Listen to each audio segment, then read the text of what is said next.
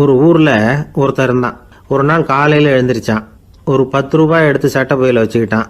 கடை தெருவுக்கு புறப்பட்டான். காய்கறி வாங்குறதுக்காக அவன் போகிறான். காய்கறி சந்தைக்கு போய் சேர்ந்தான். கத்திரிக்காய் 4 கிலோ கொடுங்கன்னா கொடுத்தாங்க. காசு கொடுக்கறதுக்காக சட்டை பையில் கையை விட்டான். பணத்தை காணும். 10 ரூபாய் சட்டை பையில் வச்சுக்கிட்டு தான் வந்தான். அது இப்போ அங்கே இல்லை. வழியில் எங்கேயும் அது விழுந்துட்டு போட்டிருக்கு.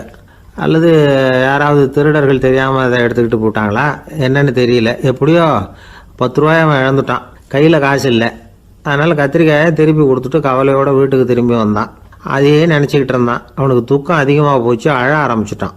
காய்கறிகள் வாங்கிட்டு வந்து ஆனந்தமாக சமைச்சு சாப்பிட்லாம்னு நினச்சோம். அது முடியாமல் போச்சேங்கிற கவலை அவனுக்கு. அதனால் அதை மறக்கவே முடியல. இது நடந்து கொஞ்ச நாள் ஆச்சு. அதே மனுஷன் இன்னொரு நாள் அதே மாதிரி புறப்பட்டான். பணத்தை எடுத்து பையில் வச்சுக்கிட்டான். காய்கறி சந்தையை நோக்கி போய்கிட்டு இருக்கிறான். இப்போ வழியில் ஒரு ஏழை பையனை பார்த்தான். தம்பி எங்கே போகிற அப்படின்னு கேட்டான். ஐயா பள்ளிக்கூடத்துக்கு போய்கிட்டு இருக்கிறேன்னா அவன். சரி அதுக்கே இவ்வளவு கவலையோடு போய்கிட்டுருக்கிற அப்படின்னு விசாரித்தான் அவன். ஐயா நான் ரொம்ப ஏழை, வீட்டில் வசதி இல்லை, பரீட்சைக்கு பணம் கட்டணும், இன்றைக்கி கடைசி நாள், என்ன செய்கிறதுன்னு தெரியலன்னா. இவன் பார்த்தான். தாங்கிட்ட இருக்கிற பணத்தை எடுத்து அந்த பையன்கிட்ட கொடுத்தான். இதை வச்சுக்கோ, உடனே பணத்தை கட்டு, நல்லா படி, பரீட்சை எழுது அப்படின்னு சொல்லிவிட்டு திரும்பி வந்துட்டான். வெறுங்கையோடு திரும்பி வந்தும் வீட்டில் கேட்குறாங்க எங்கே காய்கறின்னு வழக்கம் போல் கேட்டாங்க. இவன் நடந்ததை சொன்னான். இப்போ வீட்டில் இருந்தவங்க அவங்ககிட்ட ஒரு கேள்வி கேட்டாங்க. ஏங்க இதே மாதிரி முன்னாடி ஒரு தடவை காய்கறி வாங்க போய் வெறுங்கையோடு திரும்பி வந்தீங்க, இப்போவும் வெறுங்கையோடு தான் திரும்பி வந்திருக்கிறீங்க. ஆனால் முன்னாடி வந்தப்போ வருத்தமாக இருந்தீங்க, இப்போ உங்கள் முகத்தில் வருத்தம் தெரியலையே அப்படின்னு கேட்டிருக்கிறான். அதாவது வீட்டில் இருக்கிறவங்க கேட்டாங்களாம். இப்போ அந்த மனுஷன் யோசிக்க ஆரம்பித்தானான். இந்த 2 நிகழ்வுகளுக்கு என்ன வித்தியாசம்? போன தடவை அவன் பணத்தை இழந்தான், இந்த தடவை அவன் பணத்தை இழந்திருக்கிறான். போன தடவை யாரோ திருடிட்டு போயிட்டாங்க, இந்த தடவை அவனாவே ஒரு பையன் பேரில் இறக்கப்பட்டு எடுத்து கொடுத்துருக்குறான். அன்னைக்கு பணம் போயிட்டுதேன்னு வருத்தமாக இருந்தது, இன்றைக்கி பணம் போனாலும் மனசுக்கு மகிழ்ச்சியாக இருக்குது, நிறைவாக இருக்குது. கொஞ்சம் யோசிச்சு பாருங்கள். பணத்தை இழந்தது மகிழ்ச்சிக்கோ வருத்தத்துக்கோ காரணமாக இருக்க முடியாது. அப்படின்னா வேற எது காரணம்? அன்றைக்கு பணத்தை இழந்துட்டேன்னு அழுதான், இன்றைக்கு பணத்தை இழந்தாலும் மகிழ்ச்சியாக இருக்கிறான். ஆகவே மகிழ்ச்சிக்கும் துக்கத்துக்கும் இழப்பு காரணம் அல்ல, இழப்பு பற்றிய நம்முடைய அறிவு தான் காரணம் அப்படிங்கிறது பெரியவர்களுடைய கருத்து. எந்த பொருளும் நமக்கு கவலையை உண்டு பண்ணுறதில்ல, அந்த பொருள் பேரில் நாம் வைக்கிற பற்று தான் கவலையை உண்டு பண்ணுது. பொருள்கள் நம்ம விட்டுட்டு போயிட்டா நாம் அழுதுகிட்டு இருக்கிறோம், நாமே அதுகளை விட்டுட்டு வந்துட்டா மகிழ்ச்சியாக இருக்கிறோம். இந்த உண்மையை புரிஞ்சுக்கிட்டு நம்முடைய வாழ்க்கையை நல்ல விதமாக அமைச்சிக்கணும். ஒரு ஆள் அழுதுகிட்டு இருந்தான். ஏன்டா அழுகுறேன்னு கேட்குறார் ஒருத்தர். இழக்கிறதுக்கு எதுவும் இல்லை அதனால் அழறேன்னா. என்னடா சொல்கிறேன்னார். கிட்ட வாங்க சொல்கிறேன்னா. இந்த மணி பர்ஸை வேற ஒருத்தன் பாக்கெட்லேருந்து திருடினேன், அப்புறம் தான் புரிஞ்சுது அவங்ககிட்ட இழக்கிறதுக்கு எதுவும் இல்லைங்கிறது. ஆமாங்க இது காலி பர்ஸு, அதனால் இப்போ அழுதுகிட்டு இருக்கிறேன், திருடியும் பிரயோஜனம் இல்லை அப்படின்னு சொல்லிவிட்டு அழுதானா. இப்பெல்லாம் நம்ம ஊரில் மாமியார் மருமகள் ஒருத்தர் நல்லா புரிஞ்சுக்கிட்டு நல்ல விதமாக தான் இருக்கிறாங்க பல இடத்துல. அதனால் நான் இப்போ சொல்ல போகிற கதையை கேட்டுவிட்டு இந்த காலத்தில் அவ்வளவு மோசமாக யார் சார் நடந்துக்கிறாங்க அப்படின்னு கேட்டு யாரும் சண்டைக்கு வரக்கூடாது. இன்னொரு உண்மையையும் சொல்லிவிடுறேன். அதாவது இந்த கதையை நமக்கு எழுதி அனுப்பி இருக்கிறதே கொஞ்ச நாளில் மருமகளாகவும் அதுக்கப்புறம் கொஞ்ச காலத்தில் மாமியாராகவும் ஆக போகிற ஒரு நேயர் தான். சரி இந்த கதைக்கு வருவோம். அதாவது ஒரு சின்ன குடும்பம், அந்த வீட்டில் மாமியார் ஆட்சி, அவங்க வச்சது தான் சட்டம். பிள்ளையாண்டான் எப்படின்னா அம்மா சொல்கிறதையும் கேட்டுக்குவான், மனைவி சொல்கிறதையும் கேட்டுக்குவான், நமக்கு என்னத்துக்கு வம்புங்கிற டைப்பு. மருமகள் பேரில் குறை கண்டுபிடிக்கிறதுலேயே அந்த மாமியாருக்கு ஒரு சுவாரஸ்யம். சின்ன சின்ன விஷயத்துலாம் குத்தம் கண்டுபிடிச்சிக்கிட்டே இருக்கிறாங்க. பொதுவாக எல்லாரும் எப்படின்னா ஏதாவது ஒரு காரணத்துக்காக சண்டை போட்டுக்கிட்டு இருப்பாங்க. அந்த அம்மா எப்படின்னா ஏதாவது ஒரு சண்டையை போடுறதுக்காக காரணத்தை தேடிக்கிட்டு இருப்பாங்க. அப்படி ஒரு மனசு. அந்த மருமக பொண்ணு பாவம் பயந்து பயந்து ஒவ்வொரு காரியமும் செஞ்சுக்கிட்டு வந்தது. இப்படியே பல வருஷம் ஓடி போட்டுது. அந்த மாமியாருக்கும் ரொம்ப வயசாகிட்டுது. இருந்தாலும் அந்த பழைய சுபாவம் மட்டும் மாறவே இல்லை. திடீர்னு ஒரு நாள் பக்கவாதம் வந்து அந்த அம்மாவுக்கு ஒரு பக்கம் கை கால் இழுத்துக்கிட்டுது. வாய் சுத்தமாக பேச முடியாமல் போயிட்டுது. சத்தம் மட்டும் வரும். ஒரு பக்கத்து கை காலை அசைக்க முடியும், பேசுகிறதெல்லாம் கையால் தான், அதாவது கை சைகையால். இப்படிப்பட்ட நிலைமையில் கூட அந்த பொண்ணு தண்ணியோ பாலோ இவங்க எதிரில் கொண்டாந்து வச்சா அதை வேணும்னே தட்டி விட்டுட்டு ஒம்பு வளர்க்குறது. அதுக்கப்புறம் அந்த பொண்ணு தரையை சுத்தப்படுத்தும்ல, அதை பார்த்து ரசிக்கிறது. இருந்தாலும் அந்த பொண்ணு இதையெல்லாம் பெருசுப்படுத்தாமல் ரொம்ப பொறுமையாக தான் இருந்தது. ஒரு நாள் வீட்டில் வச்சுருந்த பாலை பூனை குடிச்சிட்டு போயிட்டுது. வயசான காலத்தில் இந்த அம்மா பால் இல்லாமல் கஷ்டப்படுவாங்களே அப்படின்னு நினச்சி பக்கத்து வீட்டில் போய் கொஞ்சம் பால் வாங்கிட்டு வந்து காய்ச்சி மாமியார் முன்னாடி கொண்டாந்து வச்சுது அந்த பொண்ணு. வழக்கம் போல் அந்த அம்மா பாலை தட்டி விட்டுட்டாங்க. இதை அந்த மருமக பொண்ணு கவனிச்சுட்டுது. இவ்வளவு நாள் பொறுமையாக இருந்த இந்த மருமகளுக்கு இன்னைக்கு இதை பார்த்து தான் அசாத்திய கோபம் வந்துட்டுது. கதவுக்கு பக்கத்தில் சாத்தி வச்சிருந்த உலக்கையை எடுத்து மாமியார் தலையில் போட அது குறி தவறி கழுத்தில் பட அந்த அம்மா கழுத்தை பிடிச்சிக்கிட்டு ஊன்னு கத்த இந்த பொண்ணு ஒன்றும் அலட்டிக்காமல் உலக்கையை எடுத்து மறுபடியும் கதவு பக்கம் சாத்தி வச்சுட்டு அது பாட்டுக்கு நடந்து போயிட்டுது. இருந்தாலும் மனசுக்குள்ளே லேசாக ஒரு பயம். கணவன் வீட்டுக்கு வந்ததும் என்ன விஷயம்னு கேட்டால் எப்படி சமாளிக்கிறது. அன்னைக்குன்னு பார்த்து ரொம்ப நேரம் கழித்து வீடு வந்து சேர்ந்தான் கணவன்.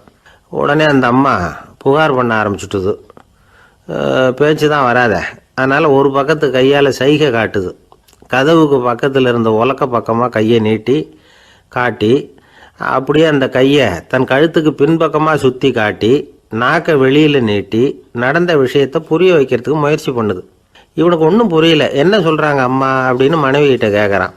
அதுக்கு அந்த பொண்ணு ரொம்ப புத்திசாலித்தனமா, என்னங்க உங்கள் அம்மா சொல்கிறது உங்களுக்கு இன்னும் புரியலையா? அவங்க உங்களை பார்த்து என்ன சொல்கிறாங்கன்னா, ஏண்டா உலக்க மாதிரி நிற்கிற, சாக போகிற எனக்கு சங்கிலி எதுக்கு, என் கழுத்தில் கிடக்கிற இந்த சங்கிலியை கழட்டி என் மருமக கழுத்தில் போடுறா அப்படின்னு சொல்கிறாங்க அப்படின்னு தான்.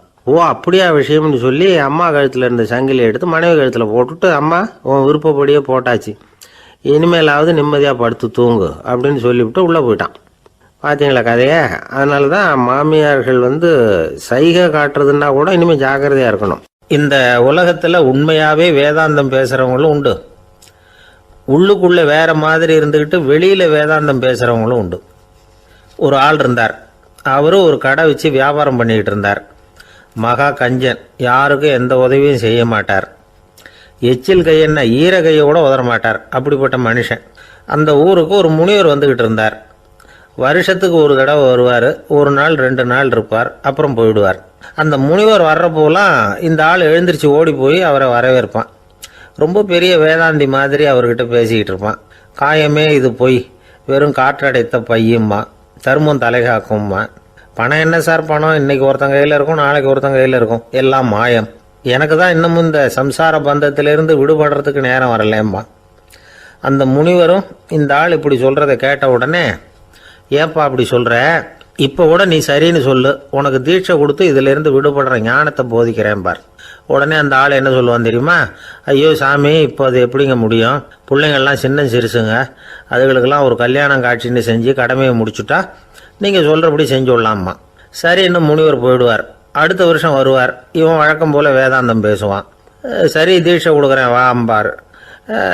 பேரம்பேத்தியை பார்க்கணும், கோர்ட்டில் கேஸ் ஒன்று இருக்குது, அது முடியணும் அப்படின்னு தயங்க ஆரம்பிச்சிருவான். எல்லாம் சொல்லுவான், ஆனால் குடிக்கிறதுக்கு தண்ணி கூட கொடுக்க மாட்டான். ரொம்ப வருஷம் கழித்து மறுபடியும் ஒரு நாள் அந்த ஊருக்கு முனிவர் வந்தார். இவன் கடைக்கு வந்தார். அப்புறம் அங்கே கல்லாவில் நம்ம ஆள் இல்லை, அவன் புள்ள தான் உட்காந்துருக்கிறான். அப்பாவை போலவே புள்ளையும் எழுந்திரிச்சு ஓடியாந்து முனிவரை வரவேற்றான். அப்பா எங்கன்னு விசாரிச்சார் முனிவர்.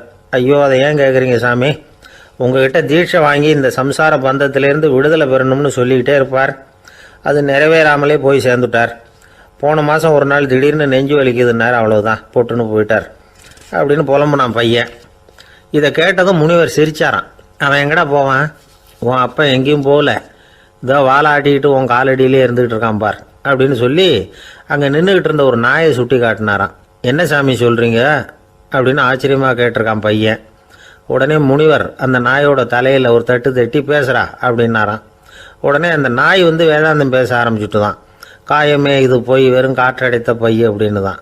முனிவர் சொன்னார், அடே இப்போவும் ஒன்றும் கெட்டு போகல, நீ விரும்புனா சொல்லு, உனக்கு தீட்சை கொடுத்து என் பின்னாடியே அழைச்சிட்டு போயிடுறேன், அங்கே அழைச்சிட்டு போய் உனக்கு ஞானத்தை போதிக்கிறேன், வர்றியா அப்படின்னு கேட்டிருக்கார். உடனே அந்த நாய் சொல்லிச்சான், ஐயோ அதை ஏன் கேட்குறீங்க சாமி, நான் உண்ணாமல் தின்னாமல் ஏராளமான சொத்து சேர்த்து வச்சுட்டேன், என் பிள்ளைங்க அதோட பெருமை தெரியாமல் ராத்திரி நேரம்லாம் கதவை திறந்து போட்டுட்டு தூங்கிடுவாங்க, அதனால் இப்படி நாயாக பிறந்து ராத்திரி பகலாக சுற்றி சுற்றி காவல் காத்துக்கிட்டு கிடக்கிறேன், இப்போ எப்படி சாமி வர முடியும் அப்படின்னு கேட்டுதான். அறியாமையிலேயே சுகம் கண்டு இப்படி இருக்கிற ஆளுங்களுக்கு எப்படி விடுதலை கிடைக்கும், எப்போ விடுதலை கிடைக்கும் அப்படின்னு கேட்குறார் தசாவதானி, திருக்குறள் பேர் ராமையா. அவர் கேட்குறது நியாயம் தானே. இந்த காலத்து பையன் ஒருத்தன் அப்பா கிட்ட சொன்னான், அப்பா இன்றைக்கி நான் ரூபா மிச்சப்படுத்தி விட்டேன் அப்படின்னு நானும். அப்படியா, என்னடா பண்ணேன்னு கேட்டிருக்கார் அப்பா. டவுன் பஸ்ஸில் ஏறாமல் அது பின்னாடியே ஓடியாந்தேன், ரூபா மிச்சம்தானே அப்படின்றான். அட பாவி, ஒரு ஆட்டோ பின்னாடி ஓடியாந்துருந்தா 10 ரூபா மிச்சமாயிருக்குமே, வேஸ்ட் பண்ணிட்டியே அப்படின்னாராம் அந்த அப்பா. ஒரு கடற்கரை ஓரம், அங்கே ஒரு சின்ன கிராமம். அந்த கிராமத்தில் ஒரு சின்ன பள்ளிக்கூடம். கடற்கரை ஓரத்தில் உள்ள ஒரு விடுதியில் ஓய்வுக்காக ஒருத்தர் வந்து தங்கியிருக்கிறார். பள்ளிக்கூடத்தில் ஏதோ விழா நடக்கிறது மாதிரி தெரிஞ்சுது. உடனே அவர் அந்த பக்கமாக வந்தார். இங்கே என்ன நடக்குதுன்னு விசாரித்தார். பள்ளி ஆண்டு விழா நடக்குதுன்னாங்க. உடனே போனார். கண்காட்சி ஒன்று வச்சுருந்தாங்க. உள்ளே போய் பார்த்தார். பள்ளிக்கூடத்தில் படிக்கிற மாணவர்களே சொந்தமாக தயார் பண்ண பொருள்களை காட்சிக்கு வச்சுருக்கிறாங்க. அந்த ஊர் மக்கள்லாம் அதை கூட்டம் கூட்டமாக போய் பார்த்துக்கிட்டு இருக்கிறாங்க. இவரும் ஆர்வமாக அதையெல்லாம் பார்த்துக்கிட்டே போகிறார். ஒரு இடத்துல ஒரு சின்ன ரயில் செஞ்சு வச்சுருந்தாங்க, மாணவர்களே தயார் பண்ணது. மின்சாரத்தால் அது ஓடுறது மாதிரி பண்ணி வச்சுருந்தாங்க. அதில் ஒரு சின்ன பொத்தான் இருக்கும், அது அமுக்குனா ரயில் ஓடும், சுற்றி சுற்றி வரும். மாணவர்கள் எதிரில் நின்று அதுக்கு விளக்கம் கொடுத்துக்கிட்டு இருக்கிறாங்க. இவர் அதை கவனித்தார். ரயில் ஓடுறத பார்த்தார். அங்கே நின்றுக்கிட்டு இருந்த மாணவர்கள்கிட்ட விளையாட்டாக கேட்டார், ஏப்பா இந்த ரயில் எதனால் ஓடுது அப்படின்னு கேட்டார் இவர். சக்தியினால் ஓடுது அப்படின்னாங்க மாணவர்கள். அது என்ன சக்தின்னு கேட்டார். அதுக்கு பேர் மின்சாரம் அப்படின்னாங்க. சரி, நீங்கள் மின்சாரத்தை பார்த்துருக்குறீங்களா அப்படின்னார். நாங்கள் பார்த்தது இல்லைங்க, ஆனால் இதை செய்யறதுக்கு எங்களுக்கு உதவி பண்ண ஆசிரியர் ஒரு பட்டதாரி, ஒரு கால் அவர் பார்த்துருக்கலாம் அப்படின்னாங்க. அவர் எங்கே இருக்காருன்னு கேட்டார். இதோ அழைச்சிட்டு வர்றோம்னு ஓடினாங்க. அவர் அழைச்சிட்டு வந்தாங்க. அவர்கிட்ட ஒரு பெரியவர் கேட்டார், மின்சாரத்தை நீங்கள் பார்த்துருக்குறீங்களா அப்படின்னு. மின்சாரத்தை பார்க்குறதாவது நான் பார்த்ததே இல்லை. நான் பார்த்தது அது செயல்படுற விதத்தை தான். அது விளக்கை வந்து எரிய வைக்குது, ரயிலை ஓட வைக்குது, இது மாதிரி எத்தனையோ எந்திரங்களை வந்து செயல்பட வைக்குது. ஆனால் உண்மையிலேயே அது என்னன்னு எனக்கு தெரியாது. ஒருவேளை இந்த பள்ளிக்கூடத்து தலைமை ஆசிரியருக்கு தெரிஞ்சிருக்கலாம், ஏன்னா அவர் ஒரு மேல்நிலை பட்டதாரி அப்படின்னாராம் அவர். சரின்னு போய் தலைமை ஆசிரியரை கூப்பிட்டுக்கிட்டு வந்தாங்க. அவர்கிட்டையும் இதே கேள்வி கேட்டாராம் அவர். மன்னிக்கணும், இந்த கேள்வி இதுவரைக்கும் யாரும் என்கிட்ட கேட்டதில்லை. சக்தியை யாரும் பார்க்க முடியாது, ஆனால் அது செயல்படும் விதத்தை தான் பார்க்க முடியும் அப்படின்னாராம் அவர். இப்போ இதுவரைக்கும் கேட்டுக்கிட்டு இருந்த பெரியவர் சிரித்தார். சிரிச்சுட்டு சொன்னாராம், சரி அதுக்காக ஒன்றும் கவலைப்படாதீங்க, என்னுடைய பெயர் தாமஸ் ஆல்வா எடிசன் அப்படின்னாராம். இதை கேட்டதும் அங்கே இருந்தவங்களுக்கெல்லாம் அதிர்ச்சி, ஆச்சரியம். என்னது, நீங்கள் தானா எடிசன்? நீங்கள் எவ்வளவு மின்சார கருவிகளை உண்டாக்கி இருக்கிறீங்க, நீங்களா இந்த கேள்வியை கேட்டது அப்படின்னாங்களாம். ஆமாம், நான் தான் கேட்குறேன், ஏன்னா நானே மின்சாரத்தை பார்த்தது கிடையாது அப்படின்னாராம் அவர். அன்புங்கிறது இப்படிப்பட்டது தாங்கிறார் ஓஷோ. அன்புங்கிறது நம்ம உடற்கூறு அமைப்பில் இல்லை, அது நம்ம உடம்புல உள்ள சுத்த சக்தியின் வெளிப்பாடு. அதை உணரத்தான் முடியுமே தவிர பார்க்க முடியாது. அன்பே உன்னை வந்து நான் என் இருதயத்தில் வச்சிருக்கிறேன் அப்படின்னுலாம் சொல்லுவான். இதெல்லாம் சும்மா. இது வந்து டாக்டர்கள் சொல்கிற இருதயம் கிடையாது. அது வந்து ரத்தத்தை தள்ளுகிற ஒரு கருவி, அவ்வளவுதான். ஞானிகள் சொல்லுகிற இதயம் வேற, அது கண்ணுக்கு புலப்படாத ஒரு சக்தி.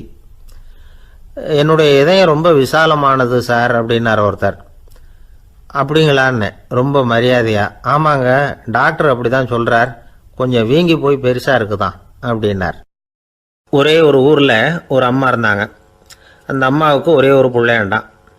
அவனுக்கு ரொம்ப அக்கறையோடு கல்யாணம் பண்ணி வச்சாங்க. கல்யாணம் முடிஞ்சதும் மருமக பொண்ணு வீட்டுக்கு வந்து சேர்ந்தது. அப்பாடா என் கடமை முடிஞ்சுது, இனிமேல் அக்கடான்னு எங்கேயாவது ஒரு மூலையில் படுத்து கிடக்கலாம் அப்படின்னு நினச்சாங்க அந்த அம்மா.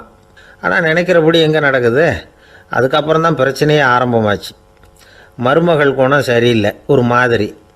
அந்த பொண்ணு வீட்டுக்கு வந்ததுமே முதல் வேலையாக மாமியாரை பார்த்து, அதுதான் நான் வந்துட்டேன்ல, இனிமேல் உங்களுக்கு என்ன வேலைங்க, புறப்பட வேண்டியது தானே, காசி ராமேஸ்வரம்னு எங்கேயாவது போங்கோ அப்படின்னுட்டு தான். மாமியாரை பார்த்தாங்க, கொஞ்சம் யோசனை பண்ணாங்க. இந்த பாருமா, நீ இப்படி சொல்கிறதுக்கு முன்னாடியே வீட்டை விட்டு புறப்படணுங்கிற முடிவுக்கு நான் வந்துட்டேன். வீட்டை மட்டும் இல்லை, இந்த உலகத்தை விட்டே கூட போகிறதுக்கு தயாராக இருக்கிறேன். ஆனால் ஒரே ஒரு விஷயத்துக்காக என் உயிரை கையில் பிடிச்சிக்கிட்டு இருக்கிறேன் அப்படின்னாங்களாம். என்ன விஷயம்னு கேட்டது இந்த மருமக பொண்ணு. வேறு ஒன்றும் இல்லை, என் பிள்ளைக்கு கல்யாணம் பண்ணி வச்சுட்டேன். ஒரு பேர புள்ள பிறந்து அதை என் கண்ணால் பார்த்துட்டேன்னா நான் எங்கே வேணும்னாலும் போகிறதுக்கு தயாராக இருக்கிறேன் அப்படின்னாங்களாம் அந்த மாமியார்.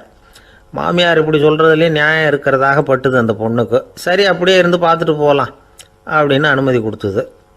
கொஞ்ச காலத்தில் ஒரு பேரன் பிறந்தான். அந்த அம்மாவும் பேரனை கண்ணால் பார்த்துட்டாங்க. சரி, பேரனை பார்த்தாச்சுல்ல, இனிமேல் புறப்பட வேண்டியது தானே அப்படின்னது மருமக பொண்ணு. மாமியார் பார்த்தாங்க. நீ சொல்கிறது சரிதாம்மா, அதில் ஒன்றும் தப்பு இல்லை. என்னோட பேரன் உங்களை அம்மா அப்பான்னு கூப்பிடுறதை என் காது குளிர கேட்டுட்டு போயிடுறேனே அப்படின்னாங்களாம். சரி, அந்த ஆசையை நிறைவேறட்டும் அப்படின்னு காத்துக்கிட்டு இருந்தாங்க. பேரன் வளர்ந்தான், நடந்தான், பள்ளிக்கூடம் போனால், பெரியவனானான். மருமக பொண்ணு மறுபடியும் மாமியாரை விரட்ட ஆரம்பிச்சுட்டுது, இன்னும் புறப்புள்ளையான்னு. இதை பாருமா, இது வரைக்கும் இருந்துட்டேன். பேரனோட கல்யாணத்தையும் கண்ணால் பார்த்தா தான் இந்த கட்டை வேகும் போல் இருக்குது அப்படின்னு சொல்லி ஒரு மாதிரியாக பேச ஆரம்பித்தாங்க. இதுவும் நியாயமான ஆசையாக தான் படுது அப்படின்னு அது யோசிச்சிருக்கு அந்த பொண்ணு. சரின்னு அதுக்கும் ஒத்துக்கிட்டது. உடனே பேரனுடைய கல்யாணமும் முடிஞ்சது ஒரு வழியாக. இனிமேல் ஒரு நொடி கூட இங்கே இருக்கக்கூடாது, புறப்படுங்க அப்படின்னு மாமியாரை விரட்டிச்சான் அந்த பொண்ணு. இப்போ அந்த மாமியார் தன்னோட மருமகளை பார்த்து சொல்கிறாங்க, இதோ கிளம்பிட்டேம்மா, என் மூட்டை முடிச்செல்லாம் கட்டிக்கிட்டேன், புறப்பட்டுவிட்டேன். அப்படியே நீயும் உன் துணிமணிகளை மூட்டை கட்டிக்கிட்டு கிளம்பிடும், என்னோட சேர்ந்து 2 பேருமா சேர்ந்து போயிடலாம் அப்படின்னாங்களாம். அந்த பொண்ணு முழிக்குது. முழிக்காதே, உனக்கும் ஒரு மருமக வந்துட்டா, இனிமேல் நீயும் ஒரு மாமியார் தானே, உனக்கும் இனிமேல் இங்கே வேலை இல்லை, புறப்படு அப்படின்னாங்களாம். அப்போ தான் அந்த பொண்ணு சிந்திக்க ஆரம்பிச்சுதான், தன்னோட தவறு புரிஞ்சுதான். இந்த தகவலை கேட்டுக்கிட்டு இருக்கிற மருமகள்லாம் இதை பற்றி கொஞ்சம் யோசித்து பார்க்கணுங்கிறதுக்காகத்தான் இதை சொல்கிறோம் மாமியார்கள் சார்பாக. கொஞ்ச நாளைக்கு முன்னாடி ஒரு பொண்ணை பார்த்து பேசுகிற சந்தர்ப்பம் கிடைச்சிது ஒரு கல்யாண வீட்டில். அந்த பொண்ணு சொல்லிச்சு, சார் எனக்கு கல்யாணம் ஆகி 15 வருஷம் ஆகுது, நான் மாமியார்கிட்ட சண்டை போட்டதே இல்லை அப்படின்னு ரொம்ப அடக்கமாக சொல்லிச்சு. அது எப்படிம்மா சாத்தியமாச்சுன்னு கேட்டோம். எனக்கு கல்யாணம் ஆகி 15 வருஷம்தான் ஆச்சு, ஆனால் என் மாமியார் செத்து போய் 20 வருஷத்துக்கு மேலே ஆயிட்டுது அப்படின்னுது. லோகமானிய பாலகங்காதர திலகர் இருந்தார்ல, அவருக்கு 15 வயசுலேயே கல்யாணம் நடந்துதான். மனைவி பேர் தபிபாய். ரொம்ப பெரிய குடும்பத்து பொண்ணு, நல்ல குணம். அவங்க குடும்பம் நடத்திக்கிட்டு இருக்கிறாங்க. அந்த காலத்தில் திருடர்கள் பயம் அதிகம். இந்த காலத்தில் மட்டும் என்னன்னு கேட்குறீங்களா? நீங்கள் கேட்குறது நியாயம்தான். இருந்தாலும் இந்த காலத்து திருடனுக்கும் அந்த காலத்து திருடனுக்கும் ஒரு முக்கியமான வித்தியாசம் உண்டு. அதாவது அந்த காலத்து திருடன்லாம் நியாயம் அநியாயம் பார்க்குறது உண்டு, இந்த காலத்தில் அப்படி பார்க்குறது இல்லை. அந்த காலத்தில் திருட வர்றவங்கள்ட்ட கூட ஒரு தார்மீக உணர்வு உண்டாம். அதாவது அப்போ உள்ள கொள்ளைக்காரங்க எதை களவாடினாலும் சரி, அரிசியை மட்டும் களவாடுறது இல்லையா, அப்படி ஒரு கொள்கை. அதனால் பாருங்கள், அந்த காலத்து பெண்கள் நகை நட்டுகளை பத்திரமா வைக்கணும்னா பெட்டியில் வைக்கிறது இல்லை, அரிசி பானையில் போட்டு வச்சு விடுறது. இப்போல்லாம் பேங்க்கில் சேஃப்டி லாக்கர்னு இருக்குல்ல, அது மாதிரி அந்த காலத்தில் சேஃப்டி லாக்கருங்கிறது அரிசி பானை. இந்த வளையல், மூக்குத்தி, தோடு இப்படி எதுவாக இருந்தாலும் அதில் போட்டு பத்திரமா வச்சுருவாங்க. திருடன் அரிசி பானை பக்கம் போகிறதில்ல. ஏன்னா சாப்பிட்ற விஷயத்தில் கை வைக்கக்கூடாது, அது பாவம் அப்படின்னு அவன் நினைக்கிறான். திலகரோட மனைவி தபிபாயும் அதே மாதிரி தன்னுடைய ஆபரணங்களை ஒரு அரிசி பானைக்குள்ளே போட்டு மூடி வச்சுருந்தாங்களாம். இப்படி இருந்தப்போ ஒரு நாள் ஒரு பிச்சைக்கார பொண்ணு வீடு வீடாக பிச்சை கேட்டுக்கிட்டே வந்திருக்குது. திலகர் வீட்டுக்கும் தர்மம் போடுங்க தாயே அப்படின்னு தான் அந்த பொண்ணு. அந்த அம்மா தபிபாய் காதில் இது விழுந்திருக்கு. உடனே கை நிறைய அரிசி அள்ளிக்கிட்டு போட்டிருக்கு. பாத்திரத்தில் அரிசியை போட்டதுக்கு அப்புறம் தான் தெரியுது, பளிச்சுன்னு கண்ணில் படுது. அதாவது அந்த அம்மாவோட வைர மூக்குத்தி ஒன்று அரிசியோடு சேர்ந்து அந்த பிச்சைக்கார பொண்ணு பாத்திரத்தில் போய் விழுந்துட்டுது. இந்த அம்மாவுக்கு மனசுக்குள்ளே குழப்பம், என்ன இப்படி ஆகிட்டுதே, மூக்குத்தி போயிட்டுதே, பிச்சை பாத்திரத்துலேருந்து அதை எப்படி எடுக்கிறது அப்படின்னு தயக்கம். வாயை திறந்து அதை கேட்கறதுக்கும் கூச்சம். திண்ணையில் உட்காந்துருந்த திலகர் இவ்வளவையும் பார்த்துக்கிட்டு இருக்கிறார். மனைவியின் மனசுக்குள்ளே நடக்கிற மௌன போராட்டத்தை அவர் நல்லா புரிஞ்சுக்கிட்டாராம். மனைவியை பார்த்து சொன்னாராம், தபிபாய், இது தெய்வ சம்மதம், அவளுக்கு சேர வேண்டிய மூக்குத்தி அவகிட்ட போயிட்டுது, பிச்சை பாத்திரத்தில் விழுந்த மூக்குத்தியை எடுக்க வேணாம் அப்படின்னாராம். சரின்னு சொல்லிவிட்டு மேற்கொண்டு எதுவும் சொல்லாமல் அந்த அம்மா வீட்டுக்குள்ளே போயிட்டாங்களாம். இந்த காலத்துலலாம் அது மாதிரி நடக்குமா? வெறும் அரிசியை போட்டுவிட்டு விவகாரம் பண்ணிகிட்டு இருக்க மாட்டோமா? ஒரு பெரிய மனுஷன் வீட்டுக்கு ஒரு பிச்சைக்காரன் வந்தான். ஐயா, நாங்கள் பிச்சைக்காரங்கள்லாம் சேர்ந்து ஒரு சங்கம் வச்சுருக்குறோம், அதுக்கு நிதி சேர்க்குறோம், அதுக்கு ஒரு 100 ரூபா கொடுத்தீங்கன்னா எங்களுக்கு பெரிய உதவியாக இருக்கும் அப்படின்னானா. அதெல்லாம் ஒன்றும் கொடுக்க முடியாது போ அப்படின்னாரான் அவர். அப்படின்னா ஒரு 50 ரூபாயாவது கொடுங்களேன் அப்படின்ட்டுருக்கான். அதுவும் முடியாதுன்னு சொல்லிவிட்டார். 25 ரூபா அப்படின்ட்டுருக்கான். எதுவும் முடியாது அப்படின்னாரான். சரிங்க, இவ்வளவு பெரிய வீட்டுக்கு வந்துட்டு வெறுங்கையோடு திரும்புறது நல்லா இருக்காது, அதனால சும்மா ஒரு ரூபா மட்டுமாவது கொடுங்க அப்படின்ட்டுருக்கான் அவன். ஒரு பைசா கூட என்கிட்ட கிடையாது அப்படின்னு விட்டாரான் இவர். அப்படின்னா நீங்கள் ஒரு காரியம் பண்ணுங்களேன் அப்படின்னானா அவன். என்ன செய்யணும் அப்படின்ட்டுருக்கார். எங்கள் சங்கத்தில் நீங்களும் ஒரு மெம்பராக சேர்ந்துருங்க அப்படின்னானா.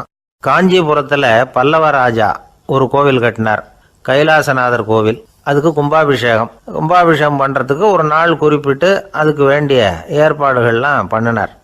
முதல் காரியமாக கடவுளை வேண்டிக்கிட்டார், நீங்கள் இந்த கும்பாபிஷேகத்துக்கு நேரில் வந்து கலந்துக்கணும்னார். கடவுள் அந்த ராஜா கனவுல வந்தார். நீ கும்பாபிஷேகம் வச்சிருக்கிற அதே நாளில் அதே நேரத்தில் எனக்கு இன்னொரு ஊரில் ஒரு கும்பாபிஷேகம் இருக்குது, அதுக்கு போக வேண்டியிருக்கு. அதாவது திருநின்ற ஊரில் என்னுடைய பக்தர் ஒருத்தர், அவரும் ஒரு கோயில் கட்டி கும்பாபிஷேகம் செய்கிறார், நான் அதுக்கு போக வேண்டியிருக்கு, அதனால் உன்னுடைய தேதியை நீ மாற்றி வச்சுக்கோ அப்படின்னார். கடவுள் தான் எங்கேயும் இருக்கிறவராச்சே, அவர் நினச்சா 2 இடத்துலையும் இருந்து கோயில் கும்பாபிஷேகத்தை நடத்த முடியாதா? ஏன் அப்படி செய்யலை? அது ஒரு முக்கியமான காரணத்துக்காக தான். திருநின்ற ஊரில் இருந்த பூசலாருங்கிற அந்த அடியாரின் பெருமையை இந்த உலகத்துக்கு எடுத்து காட்டணுங்கிறதுக்காகத்தான் கடவுள் அந்த ராஜா கிட்ட அப்படி சொன்னார். சரி, அந்த அடியார் அப்படி என்னதான் பெருசாக கோயில் கட்டி விட்டார்? ராஜா கட்டின கோயிலை விட பெருசா? அவர் கட்டினது கருங்கல்லாலேயோ மண்ணாலேயோ மரத்தாலேயோ இல்லை. அவர் கட்டின கோயில் வேறு மாதிரி. அது மனசால கட்டின கோயில், மனசுக்குள்ளே இருக்கிற கோவில், மனக்கோவில். அந்த அடியார் தன்னோட மனசுக்குள்ளே மாதக்கணக்காக ஒவ்வொரு கல்லாக சேர்த்து கட்டின கோவில். இந்த விஷயம் ராஜாவுக்கு தெரியாது. அவர் என்ன நினச்சுட்டாரு, அது நாம் கட்டின கற்கோயிலை விட ரொம்ப பெருசாக இருக்கும் போல இருக்கு அப்படின்னு நினச்சிட்டார். சரி, அப்பேற்பட்ட அந்த கோயிலை தரிசனம் பண்ணிவிட்டு வருவோம் அப்படின்னு நினச்சி ராஜா திருநின்ற ஊருக்கு போகிறார். அங்கே போய் பார்த்தா கோயிலையும் காணும், ஒன்றையும் காணும். கடைசியில் பூசலார் கட்டின மனக்கோவில் தான் அதுங்கிறத அவர் புரிஞ்சுக்கிறார். உடனே அந்த அடியாரின் காலில் விழுந்து வணங்குறார். அவரோ, இது மனசால முயன்ற கோவில், இதுக்கு இத்தனை பெருமையா அப்படின்னு ஆச்சரியப்படுறார். இதில் ஆச்சரியப்படுறதுக்கு ஒன்றும் இல்லை. ஆண்டவன் விரும்புறது அகபக்தியையே தவிர புற தோற்றங்களே அல்ல. இதை நாம் புரிஞ்சுக்கிட்டோம்னா நமக்குள்ள எந்த வேறுபாடுகளும் வர்றதுக்கு வழியே இல்லை. இன்னொரு ராஜா இருந்தார். அவர் ஆண்டவனுக்கு படைக்கிறதுக்காக ஒரு தார் நல்ல செவ்வாழை பழமாக எடுத்துக்கிட்டு போகணும்னு நினச்சார். அதனால் முத நாளே அதை வாங்கிட்டு வர சொன்னார் வேலைக்காரங்கிட்ட. வேலைக்காரன் போனால் கடைத்தெருவில் ஒரு தார் பழம் வாங்கினான். வர்ற வழியில் அவன் குடிசை. அப்படியே எட்டி பார்த்துட்டு போவோமேன்னு நினச்சான். போனான். அங்கே இவனோட குழந்தை பாவம் பசியால் கத்திக்கிட்டு இருக்கு. இவன் பார்த்தான், இவ்வளவு பெரிய தாரில் ஒரு 2 பழம் எடுத்தா தெரியவா போகுது அப்படின்னு நினச்சி ஒரு 2 பழத்தை பிச்சு அந்த குழந்தைகிட்ட கொடுத்தான். அது அதை வாங்கி வயிறார சாப்பிட்டுது. பசி அடங்குச்சு, விளையாட போயிட்டுது. இவன் அதுக்கப்புறம் வாழைப்பழத்தை எடுத்துக்கிட்டு அரண்மனைக்கு வந்தான். 2 பழம் பிச்சிருக்கிறது ராஜாவுக்கு தெரிஞ்சு போச்சு. இவன் உண்மையை சொல்லிவிட்டான். உடனே ராஜா, கடவுளுக்கு படைக்க வேண்டிய பொருளை குழந்தை எச்சில் பண்ண விட்டுருக்கியே அப்படின்னு சொல்லி அவனை கட்டி வச்சு சாட்டையால் அடித்தார் பாவம். மறுநாள் பழத்தை கோயிலுக்கு எடுத்துகிட்டு போனார். கடவுள் முன்னாடி வச்சார். கடவுள் கண்ணை திறந்து பார்த்தார், பழம்லாம் அழுகி இருக்குது. என்ன இது அழுகி போன பழம் அப்படின்னார். ராஜா முழிச்சார். நல்லா தானே இருந்தது அப்படின்னு நினச்சார். அப்போ கடவுள் அந்த ராஜா கிட்ட சொன்னாராம், இதை பார்ப்பா, இந்த தாரில் 2 பழம் தான் நல்ல பழம், அந்த 2 பழங்களையும் நேற்றுக்கே நான் சாப்பிட்டுட்டேன் அப்படின்னாராம். அப்போ தான் ராஜாவுக்கு புரிஞ்சுது, ஏழை குழந்தையின் பசியை தீர்க்கறதுக்காக உதவுன அந்த 2 பழம்தான் இறைவன் சாப்பிட்ட பழம்னு. இறைவன் இருக்கிற இடம் எது? இதுதான். ஒரு ஊரில் ஒரு மன்னர் இருந்தார். புத்தி கூர்மை உள்ள ஒரு மன்னர். பொதுவாக மன்னர்களுக்கு சந்தேகம் வந்தால் சபையில் உள்ள சான்றோர்கள்கிட்ட கேட்டு தெரிஞ்சுக்கிறது தானே வழக்கம். ஆனால் இங்கே அப்படி இல்லை. மற்றவங்களுக்கு சந்தேகம் வந்தால் மன்னர்கிட்ட கேட்டு தெரிஞ்சுக்குவாங்க. அது மாதிரி கேட்டு தெரிஞ்சுக்கிறதுக்காக ஒரு பெரியவர் ஒரு நாள் வந்தார். அவர் கையில் 3 பொம்மைகள் வச்சுருந்தார். 3 ஒரே மாதிரி பொம்மைகள், கொஞ்சம் கூட வித்தியாசம் தெரியல. ஏது இந்த பொம்மைன்னு கேட்டார் மன்னர். எனக்கு வேண்டியப்பட்ட ஒருத்தங்கிட்ட இருந்து இதை வாங்கிட்டு வந்திருக்கிறேன். நான் தான் அவன்கிட்ட இந்த பொம்மையை செஞ்சு கொடுக்கும்படியா கேட்டுக்கிட்டேன். அவன் ரொம்ப புத்திசாலி, அவன் தான் இதை செஞ்சு கொடுத்தான். ஆனால் அதில் ஒரு சிக்கல் அப்படின்னார். என்ன பிரச்சனைன்னு கேட்டிருக்காரு இவர். நான் அவன்கிட்ட கேட்டது 3 விதமான பொம்மைகளாக இருக்கணும்னு கேட்டேன். அவன் என்னடான்னா 3 ஒரே மாதிரியாக செஞ்சு கொடுத்துட்டான் அப்படின்னார். அவங்ககிட்டயே கேட்கறது தானே அப்படின்ட்டுருக்காரு இவர். கேட்டேன், அவன் என்ன சொல்கிறான்னா, இது 3 ஒரே மாதிரி பொம்மை கிடையாது, 3 விதம், ஒன்றுக்கு ஒன்று வித்தியாசம் இருக்குது. இந்த 3 பொம்மையும் 3 விதமான நண்பர்களுக்கு உதாரணங்கள் அப்படின்னு சொல்கிறான். எனக்கு ஒன்றும் புரியல, அதுதான் உங்ககிட்ட வந்தேன் அப்படின்னார். சரி, அந்த பொம்மைகளை இப்படி கொடுங்க அப்படின்னு வாங்கினார் மன்னர். எடுத்துக்கிட்டு உள்ளே போனார். கொஞ்ச நேரம் கழித்து வெளியில் வந்தார். அதுக்கப்புறம் சொன்னார், இதை பாருப்பா, அவன் சொன்னது சரிதான், 3 விதம்தான். இது இருக்குதே முதல் பொம்மை, இது உத்தமமான நண்பனுக்கு உதாரணம். இந்த 2வது பொம்மை இது மத்தியமமான நண்பனுக்கு உதாரணம். அந்த 3வது பொம்மை இருக்குதே அது மோசமான நண்பனுக்கு உதாரணம். இதை செஞ்சவன் உண்மையிலேயே பெரிய அறிவாளி தான் அப்படின்னாராம். வந்தவருக்கு ஒன்றும் புரியல. பார்த்தா ஒன்றும் வித்தியாசம் தெரியலையே அப்படின்னு அவன் குழம்பி போய் நிற்கிறான். இப்போது அந்த மன்னர் விளக்கம் கொடுக்குறார். அந்த 3 பொம்மையையும் எடுத்து முன்னாடி வச்சார். ஒரு மெல்லிய கம்பியை கையில் எடுத்தார். அந்த முதல் பொம்மை காதில் விட்டார். கொஞ்ச தூரம் உள்ளே போய் அப்படியே நின்றுட்டுது அந்த கம்பி. அப்புறம் 2வது பொம்மை காதில் அந்த கம்பியை விட்டார். அந்த கம்பி என்னாச்சுன்னா அப்படியே அது வாய் வழியாக வெளில வந்தது. 3வது பொம்மை காதில் கம்பியை செலுத்தினார். அது நேராக இன்னொரு காது வழியாக வெளியில் வந்தது. இப்போ இந்த முதல் வகை இருக்குதே, அது மாதிரியான நண்பர்கள் எப்படி தெரியுமா? நம்ம கஷ்டத்தை அவங்கக்கிட்ட சொன்னால் பேசாமல் கேட்டுக்குவாங்க. வெளியில் அதை யாருக்கிட்டையும் சொல்லிகிட்டு இருக்க மாட்டாங்க. வெளியில் தெரியாமல் நமக்கு உதவி பண்ணுவாங்க. செஞ்சுட்டு அதை நான் தான் செஞ்சேன்னு சொல்லிகிட்டு இருக்க மாட்டாங்க. அதுதான் கம்பி ஒரு காது வழியாக போய் உள்ளே நின்றுட்டுது. 2வது பொம்மையில் கம்பி என்னாச்சு, ஒரு காது வழியாக போய் வாய் வழியாக வெளியில் வருது. இது மாதிரியான நண்பர்கள்கிட்ட நாம் கஷ்டத்தை சொன்னால் அதை அவங்க 4 பேர்கிட்ட போய் சொல்லி நமக்காக உதவி கேட்பாங்க. நமக்குன்னு கேட்டு வாங்கி அதை நம்மகிட்ட கொண்டுகிட்டு வந்து கொடுப்பாங்க. இவங்க மத்தியமமான நண்பர்கள். 3வது பொம்மையில் ஒரு காது வழியாக செலுத்துகிற கம்பி இன்னொரு காது வழியாக வெளியில் வந்துடுது. இது மாதிரியான நண்பர்கள்கிட்ட நம்ம கஷ்டத்தை சொன்னால் அவங்க காது கொடுத்து கேட்குறது மாதிரி நடிப்பாங்க. அப்படியே இன்னொரு காது வழியாக அதை வெளில விட்டுருவாங்க. அதை பற்றி கவலைப்பட மாட்டாங்க. இதுதான் இந்த பொம்மைகளுக்குள்ளே இருக்கிற வித்தியாசம் அப்படின்னு விளக்கம் கொடுத்தாராம் மன்னர். படிக்கிற பிள்ளைங்கள்லேயும் இது மாதிரி 3 வகை உண்டு. சில பேர் காதால் வாங்கி மனசில் வச்சுக்குவான். சில பேர் காதால் வாங்கி பேனாவால் எழுதி விடுவான். சில பேர் ஒரு காதால் வாங்கி இன்னொரு காதால் வெளியில் விட்டுருவான். ஒரு பையன் வகுப்பில் ஆசிரியர் பாடம் நடத்தும் பொழுது தலையை வேகமாக ஆட்டி ஆட்டி கேட்பானான். ஏன்டா இப்படி தலையை இப்படி ஆட்டுற அப்படின்னு கேட்டிருக்கான் பக்கத்தில் இருந்தவன். தலையை ஆட்டினா தாண்டா ஒரு காது வழியாக உள்ளே போகிறது, இன்னொரு காது வழியாக வெளியில் வேகமாக வெளில போகும் அப்படின்னானா அந்த பையன். இந்த உலகத்தில் மனுஷன் எவ்வளவோ தவறுகள் செய்கிறான். அதுக்கெல்லாம் என்ன காரணம்? அதை பற்றின ஆராய்ச்சி தான் இன்றைக்கி.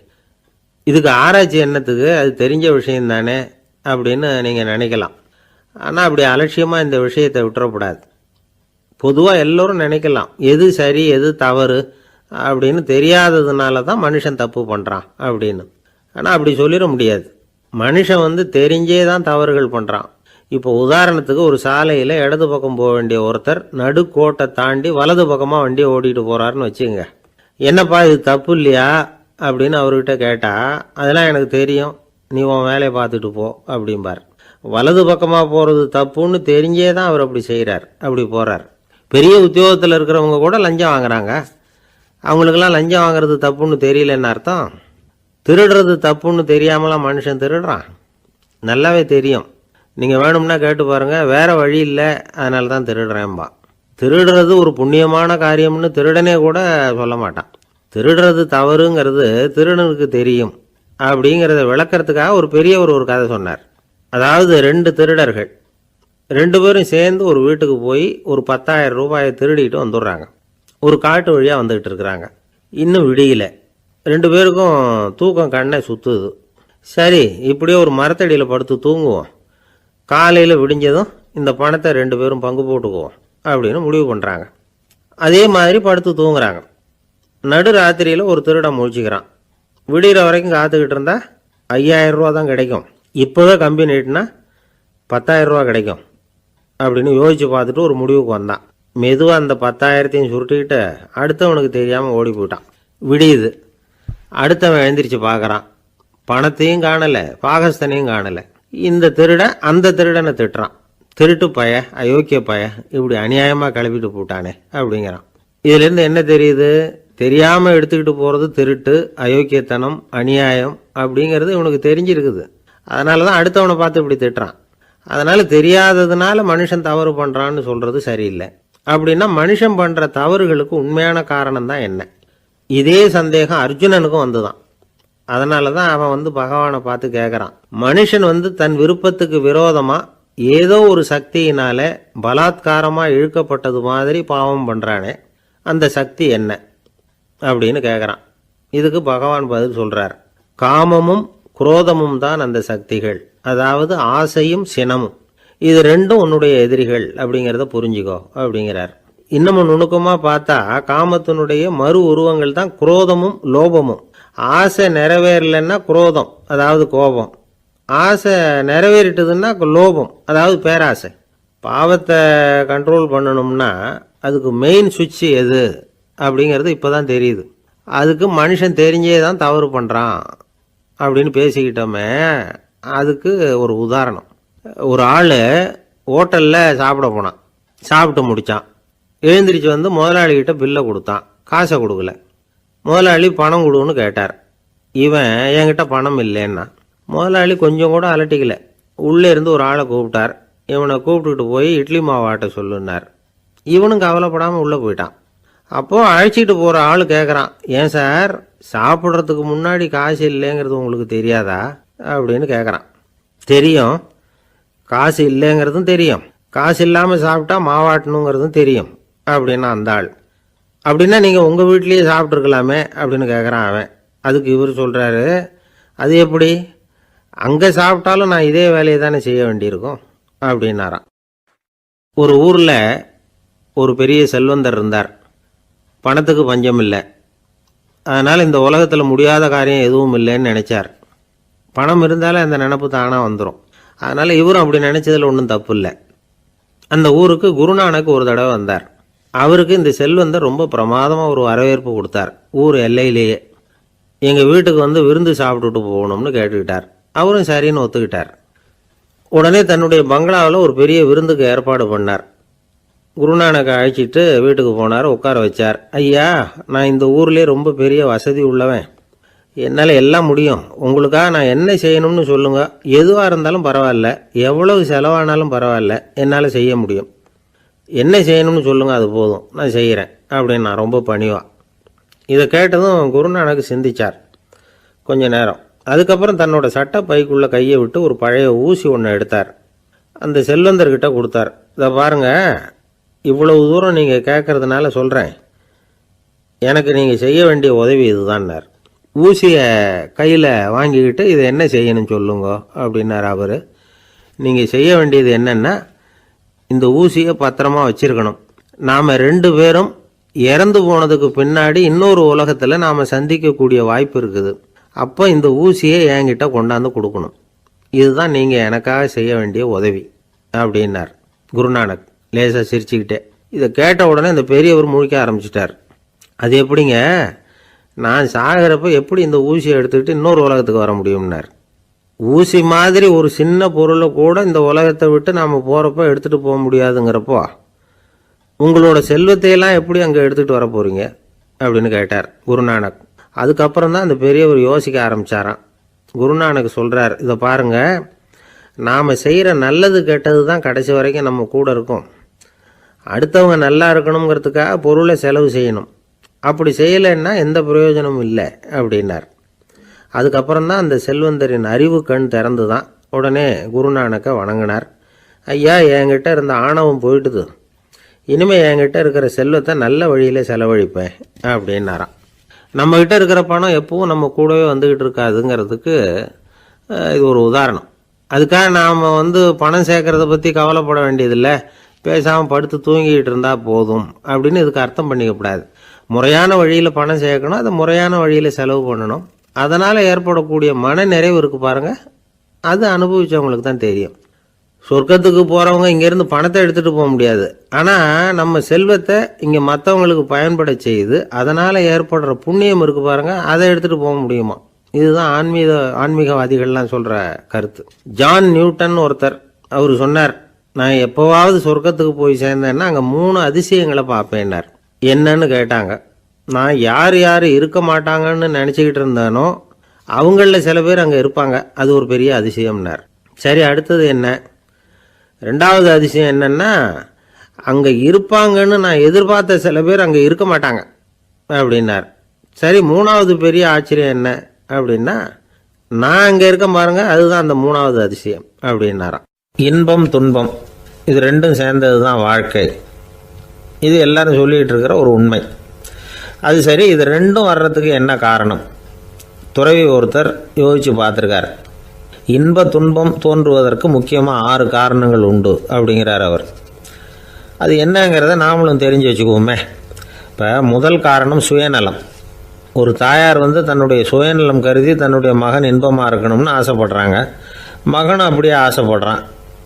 அதனால் தாயாரின் இன்ப துன்பங்களை பார்த்துட்டு மகனும் இன்ப துன்பம் அடையிறான். அந்த அம்மாவுக்கும் அதே நிலைமை தான்.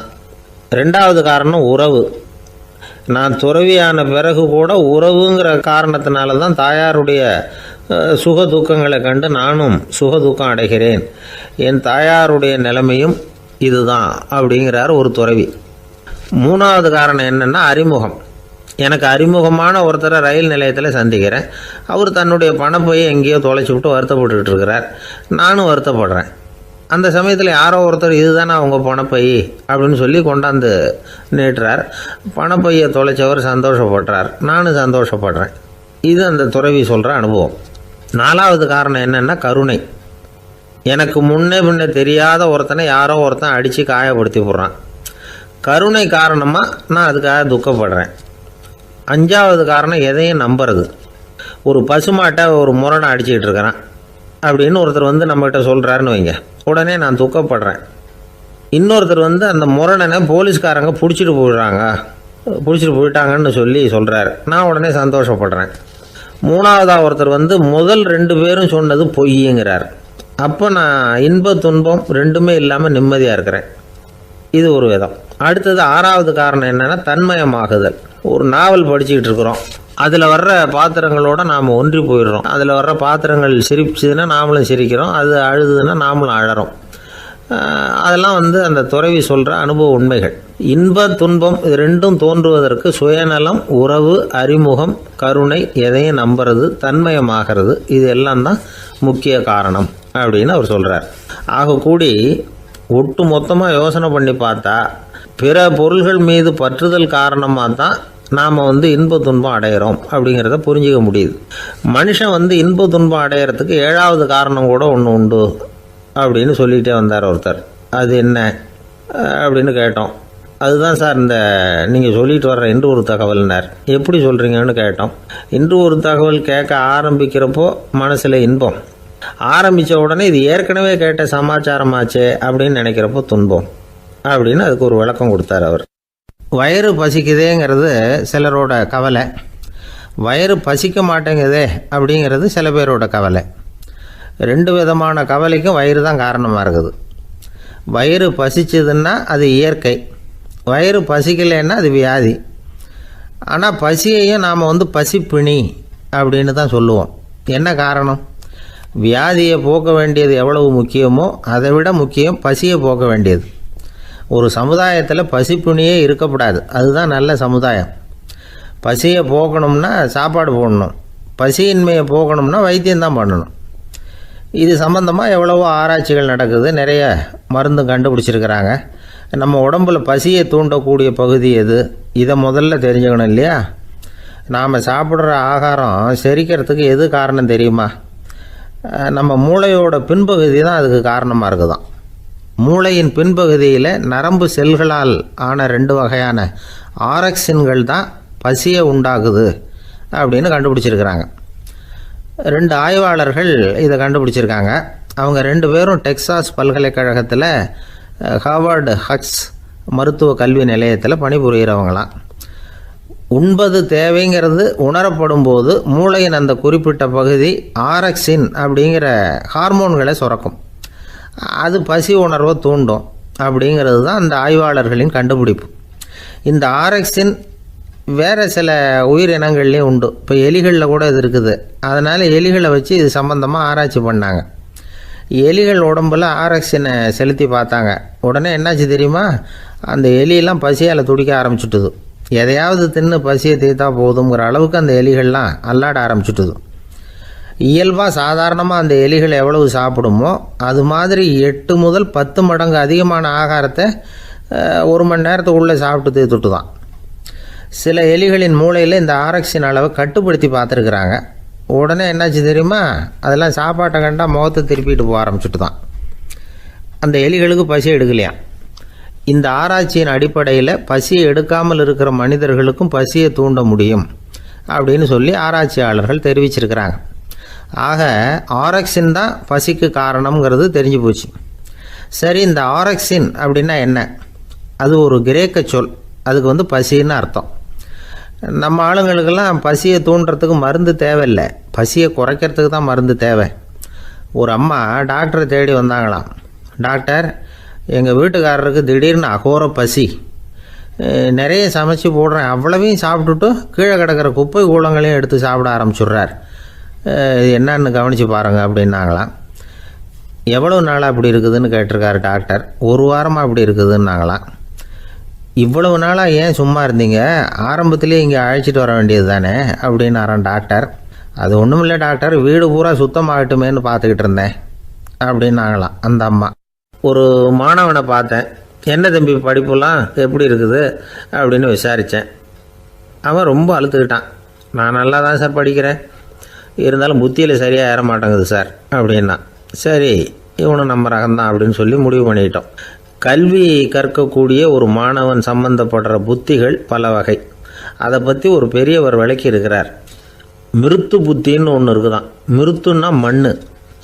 மண்ணால் செவுறு கட்டுறோம்ல, மண் சுவரில் ஆணி அடிக்கிறதும் சுலபம், அதை பிடுங்கி எடுக்கிறதும் சுலபம்.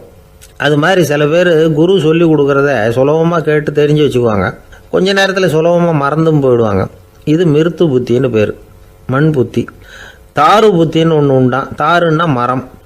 அதில் பச்சை மரத்தில் ஆணி அடிக்கிறது சுலபம், ஆனால் அது எடுக்கிறது கஷ்டம்.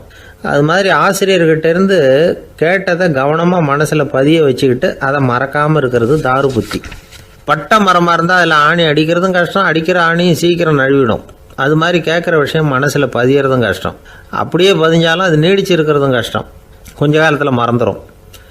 இன்னொரு வகை புத்தி ஒன்று உண்டு, அதுக்கு பேர் சிலா புத்தின்னு பேர். சிலான்னா கல். ஒரு கருங்கல்லில் 4 துளையை போட்டு ஒரு துளையில் உளியை வச்சு அடித்தா மற்ற துளை வழியாகவும் பிளந்து கல் 2 ஆகிடும். அது மாதிரி சந்தியான இடங்களில் குறிப்பாக ஒரு பொருளை சொன்னால் அதை வச்சுக்கிட்டு மற்றதையும் தெரிஞ்சுக்கிறது, அது சிலா புத்தின்னு பேர். வேணு புத்தின்னா என்ன தெரியுமா? வேணுன்னா மூங்கில். மூங்கில் கணுவில் ஒரு பக்கம் உளியை வச்சு அடித்தா 2 பக்கமும் பிளந்துடும். அது மாதிரி ஒரு செய்தியை கேட்டுக்கிட்டு இருக்கிறப்பவே அதோட முன்பின் தொடர்களையும் தெரிஞ்சுக்கணும், அது வேணு புத்தி.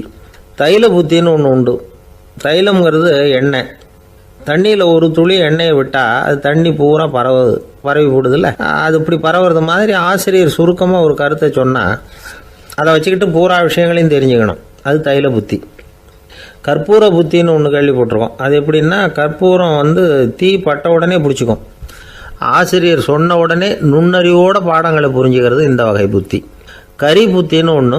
அது எப்படின்னா, கரியில் நெருப்பை வச்சு விசிறிய பிறகு அதுக்கப்புறம் அது கறி நெருப்பாகும். அது மாதிரி காலம்பரை சாயந்தர வேலைகளில் ஆசிரியர் பாடம் சொல்லி கொடுப்பார், அதை கொண்டு புரிஞ்சுக்கிறது இந்த வகை. கதலித்தண்டு புத்தின்னு ஒன்று சொல்லுவாங்க. கதலிங்கிறது வாழை மரம். வாழைத்தண்டில் தீ வைக்கிறது எவ்வளவு சிரமமோ அவ்வளவு சிரமத்தோடு கல்வி கற்கிறது கதலித்தண்டு புத்தி. இதை தவிர இன்னும் சில வகையான மாணவர்களை கூட அடையாளம் காட்டுறாங்க. ஆசிரியர் சொன்னதில் நல்லதை மட்டும் எடுத்துக்கிறவன் அன்னம். ஆசிரியர் கிடைச்ச இடத்துல பாடத்தை கேட்டுக்கிட்டு பிறகு தனியாக உட்காந்து சிந்திக்கிறவன் பசு. பசுமாடு அப்படி தானே, புல் கண்ட இடத்துல மேயும், அதுக்கப்புறம் நிதானமாக அசை போட்டுக்கும். ஆசிரியர் சொன்னதை தவிர வேறு எதையும் சொல்ல முடியாதவன் கிளி. பல இடங்களில் பாடங்கள் கேட்டு கடைசியில் ஒன்றும் புரியாமல் போகிறவன் ஆடு.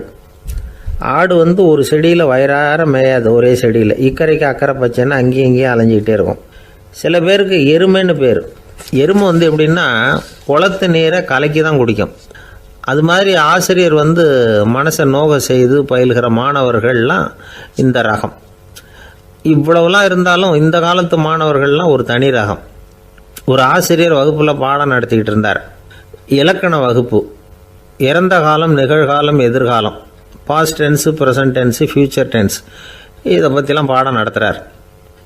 எல்லாம் சொல்லி கொடுத்துட்டு இப்போ நான் ஒரு வாக்கியம் சொல்லுவேன், அது என்ன காலம் அப்படிங்கிறத நீங்கள் சொல்லணும்னார் ஆசிரியர். சரி, நாங்கள் மாணவர்கள்லாம் நான் நாளைக்கும் பாடம் நடத்தப் போகிறேன். இது என்ன காலம் அப்படின்னு கேட்டார் ஆசிரியர். அதாவது நான் நாளைக்கும் பாடம் நடத்தப் போகிறேன், இந்த வாக்கியம் என்ன காலம்னு கேட்டார். ஒரு பையன் மெதுவாக எழுந்திரிச்சு சொன்னான், இது எங்கே போதாத காலம் சார் அப்படின்னு சொல்லிவிட்டு உட்காந்துட்டானா. ஒருத்தர் ஓடி வந்தார். இன்னொருத்தரை பார்த்து, சார் உங்கள் சைக்கிளை ஒரு நாள் இரவல் கொடுங்களேன், பக்கத்து ஊருக்கு போயிட்டு வர வேண்டியிருக்கு அப்படின்னார். இவர் சைக்கிளை கொடுத்து பத்திரமா கொண்டுகிட்டு போங்கன்னார். சார் இதை பத்திரமா கொண்டு போகிறேன், கவலையே வேணாம், ஏன்னா இது உங்களோட சைக்கிள் அப்படின்னு நான் நினைக்கல, என்னோட சைக்கிளாக நினைக்கிறேன் அப்படின்னார். அதுக்கப்புறம் தான் இவருக்கு உண்மையாகவே பயம் வந்துட்டுது. ஏன்னா அவர் சொன்னது மாதிரி அதை தன்னோட சைக்கிளாகவே நினச்சி தள்ளிட்டு போட்டால் என்ன பண்ணுறது?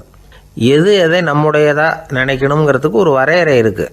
சில பேர் ஆஃபீஸையே வீடாக நினச்சி விடுறது உண்டு. அப்படிப்பட்டவங்க கூட வீட்டை ஆஃபீஸாக நினைக்கிறதில்ல. ஏன்னா வீட்டில் இவர் ஆஃபீஸராக நடந்துக்க முடியறதில்ல. இதெல்லாம் ஒரு பக்கம் இருக்கட்டும், இப்போ விஷயத்துக்கு வருவோம். பொறியியல் மேதை டாக்டர் விஸ்வேஸ்வரய்யா இருந்தார் இல்லையா, பாரத ரத்னா விருதெல்லாம் கொடுத்தாங்களே. ஆஃபீஸ் வேலை வேறு, சொந்த வேலை வேறு அப்படிங்கிறதுக்கு ஒரு உதாரணமாக இருந்தவர் அவர். மைசூர் மகாராஜா கிட்ட திவானாக இருந்தார். அவர் ஒரு நாள் அரசாங்க வேலை காரணமாக வெளியூர் போயிருந்தார். ஹாசன்கிற ஊருக்கு பக்கத்தில் ஒரு பயண மாளிகை, அங்கே தங்கிவிட்டார். ராத்திரி அங்கே தங்கி இருந்துட்டு விடிஞ்சதும் ஊருக்கு திரும்புறதாக திட்டம். ராத்திரி தூங்கிறதுக்கு ரொம்ப நேரம் ஆகிட்டுது. ரொம்ப நேரம் வரைக்கும் அரசாங்க சம்பந்தப்பட்ட வேலைகளையே பார்த்துக்கிட்டு இருக்கிறார். அரசாங்க ஃபைல்கள் நிறைய இருந்தது. அதையெல்லாம் ஒவ்வொன்றா எடுத்தார், படித்து பார்த்தார், பரிசீலனை பண்ணார். அதில் எழுத வேண்டியதை எழுதினார், கையெழுத்து போட்டார். ஒரு வழியாக அந்த வேலையெல்லாம் முடிஞ்சுது. அதுக்கப்புறம் என்ன பண்ணார்னா, தன்னுடைய சூட்கேஸை திறந்தார். அதிலேருந்து 2 மெழுகுவத்தியை எடுத்து கொளுத்தி வச்சார். அந்த பயண மாளிகையில் அது வரைக்கும் எரிஞ்சிக்கிட்டு இருந்த மின்சார விளக்குகளை அணைச்சிட்டார். அதுக்கு பிறகு அந்த மெழுகுவத்தி வெளிச்சத்தில் சில புத்தகங்களை தொடர்ந்து படிக்க ஆரம்பிச்சிட்டார். அந்த பயண மாளிகையில் பணியாளராக இருந்தவர் இதை பார்த்துட்டு ஓடி வந்தார். மறுபடியும் மின் விளக்கு போடுறதுக்காக போனார். விஸ்வேஸ்வரய்யா அதை பார்த்துட்டு போட வேணாம்ட்டாராம். இது வரைக்கும் நான் அரசாங்க அலுவல்களை கவனிச்சிக்கிட்டு இருந்தேன், அதனால் மின் விளக்குகள் அப்போ எரிஞ்சதில் தப்பு இல்லை. இப்போ நான் புத்தகம் படிச்சுக்கிட்டு இருக்கேன், இது என்னுடைய சொந்த வேலை, இங்கே இருக்கிற மின் விளக்கு அதுக்காக ஏன் எரியணும் அப்படின்னு கேட்டாராம். இப்போ இருக்கிற சில அரசு பணியாளர்கள்கிட்ட இந்த சம்பவத்தை பேச்சோட பேச்சாக சொல்லி பார்த்தேன்.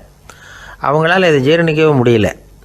நேர்மை தேவை தான் சார், அதுக்காக அவ்வளவு தூரத்துக்கு அது தேவையா அப்படிங்கிறாங்க.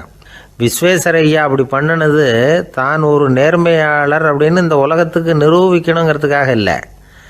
தான் அப்படி நடந்து காட்டினா தன்னை சுற்றி இருக்கிறவங்களும் அதை கேள்விப்படுறவங்களும் முடிஞ்ச அளவுக்கு பொது வாழ்க்கையில், அரசு பணியில் நேர்மையை கடைபிடிக்க முயற்சி பண்ணலாமே அப்படிங்கிறதுக்காகத்தான். இப்போவும் சில பேர் இருக்கிறாங்க, இவங்க ஆஃபீஸ் வேறு வீடு வேறேன்னு நினைக்கிறதில்ல, அவ்வளோ உரிமை. ஒருத்தர் அப்படி தான், அவருக்கு அவசரமாக 5000 ரூபா தேவைப்பட்டது. ஆஃபீஸு பணத்தை எடுத்துக்கிட்டார். அந்த நேரம் பார்த்து ஆடிட் வந்துட்டுது, ஆப்பிட்டுக்கிட்டார். விசாரணை நடக்குது. அவர் சொல்கிறார், சார் நான் நேரம் காலம் பார்க்காம ஆஃபீஸில் வேலை செய்வேன், ஏன்னா அதை என்னோடய ஆஃபீஸாக நினைக்கிறேன். அவசரத்துக்கு அந்த பணத்தை எடுத்தேன், மறுபடியும் வச்சுடலாம்னு தான் இருந்தேன், அதுக்குள்ளே இப்படி ஆகிட்டுது.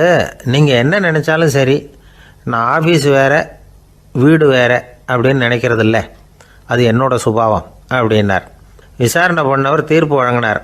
உங்கள் சுபாவத்துக்கு மதிப்பு கொடுத்து நானும் தீர்ப்பு வழங்குறேன். நீங்கள் கொஞ்ச நாள் ஜெயிலில் இருந்துட்டு வாங்க, அது உங்களுக்கு கஷ்டமாக இருக்காதுன்னு நினைக்கிறேன். ஏன்னா அங்கே போனாலும் நீங்கள் உங்கள் சுபாவப்படி வீடு வேறு ஜெயில் வேறேன்னு நினைக்க மாட்டீங்க அப்படின்னாராம். ஒரு நாள் ஒரு நண்பரை சந்தித்தேன். உங்கள் வீடு எதுன்னு உங்களுக்கு தெரியுமா சார்ன்னு. அவர் என்னை ஒரு மாதிரியாக பார்த்தார். அப்புறம் சொன்னார், தெரியும் அப்படின்னாரு. சரி, உங்கள் தொலைபேசி எண் உங்களுக்கு தெரியுமான்னு. அதுவும் தெரியும்னார். உங்கள் மனைவி மக்கள் யார் யாருன்னு உங்களுக்கு தெரியுமான்னு கேட்டேன். என்ன ஒரு மாதிரியாக பார்த்தார். அப்புறம் சொன்னார், அதுவும் தெரியும் சார் அப்படின்னார். சரி, நீங்கள் யாருன்னு உங்களுக்கு தெரியுமான்னு கேட்டேன். இப்போ தான் அவர் முழிக்க ஆரம்பித்தார். அவர் மட்டும் அப்படி இல்லை, நாம் எல்லாருமே அப்படி தான். எதிரில் நிற்கிறது யாருங்கிறது தெரியும், நாம் யாருன்னு நமக்கு தெரியாது. உண்மையிலேயே நாம் யார்? இந்த கேள்விக்கான பதிலை தான் வாழ்க்கை பூரா நாம் தேடிட்டு இருக்கிறோம். புத்தர் என்ன சொல்கிறாரு தெரியுமா? நீங்கள் கடவுளை பற்றி கவலைப்பட தேவையில்லை, உங்களை பற்றின கவலை உங்களுக்கு இருந்தால் போதும் அப்படிங்கிறார். நான் யார், எனக்கு ஏன் இந்த கவலை அப்படின்னு உங்களை நீங்களே கேட்டுக்குங்க அப்படிங்கிறார். நாம் ஏன் கடவுளை படைத்தோம்? அது ஒரு நழுவல் முயற்சியாம். அதாவது தன்னிடமிருந்து தானே தப்பிக்கிற ஒரு முயற்சியாம். இப்படி தான் அதை சொல்கிறாங்க அறிஞர்கள்லாம். மக்கள் பொய்யான பிரச்சனைகளில் ஆர்வமாக இருக்கிறாங்க. அதுக்கு தீர்வு காணவும் முயற்சி பண்ணுறாங்க. கடவுளை பற்றி விவாதிக்க எல்லாருக்கும் விருப்பம். தன்னுடைய சுயம் பற்றிய பிரஜையே இருக்கிறதில்ல. ஆகக்கூடிய விஷயம் என்னென்னா, கடவுள் சமாளிப்புக்கு பயன்படுத்தப்படுகிறார். மனவியல் என்ன சொல்லுது தெரியுமா? கடவுள், சொர்க்கம், மறுபிறவி இதை பற்றிலாம் பேச ஆரம்பிக்கிறவங்க யார் தெரியுமா? போருக்கு போகிறவன், துன்பத்தில் சிக்கி கஷ்டப்படுறவன், நோய் படுக்கையில் விழுந்தவன், இவங்க தான்.